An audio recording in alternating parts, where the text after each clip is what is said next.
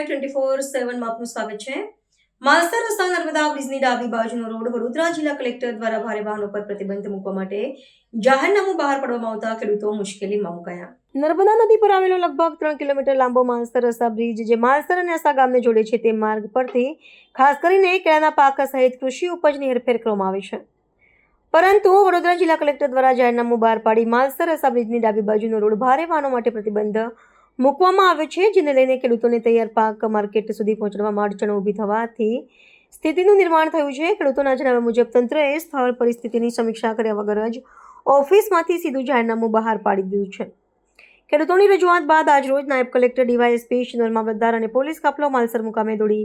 આવ્યો હતો અને સ્થળ પર નિરીક્ષણ કરીને અહેવાલ જિલ્લા કલેક્ટર સુપ્રત કરવાની ખાતરી આપી વહેલી તકે યોગ્ય નિર્ણય લેવામાં આવશે તેમ જણાવ્યું હતું। માલસર ગામમાં જાહેરનામું બહાર પાડેલું છે કે ભારે વાહન માટે પ્રતિબંધ કરેલો છે, એટલે એ પ્રતિબંધનો અમલવારી કઈ રીતે કરવી પહેલી ગામના ખેડૂતોને અને ગામના નાગરિકોને પહેલી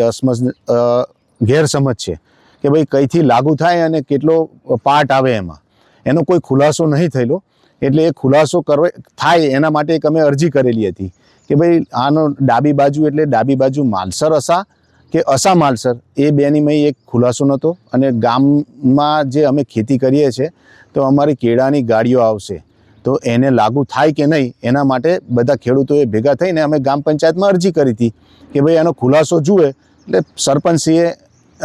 આગળ કંઈક રજૂઆત કરી હશે, એને લઈ અને આજે આ જોઈન્ટ વિઝિટ હતી આ લોકોની, અને અમને એ કીધું છે કે ભાઈ અમે આનો કંઈક સુખદ નિરાકરણ લાવીશું। તો આ જાહેરનામું જ્યારે બહાર પડ્યું તો ખેડૂતોને ધ્યાનમાં લેવામાં આવ્યા હતા? ના, કોઈને પૂછ્યું નથી કે કયા આગળ શું છે, એવું કોઈ ખેડૂતોને કે કોઈને કશું પૂછ્યું નહીં।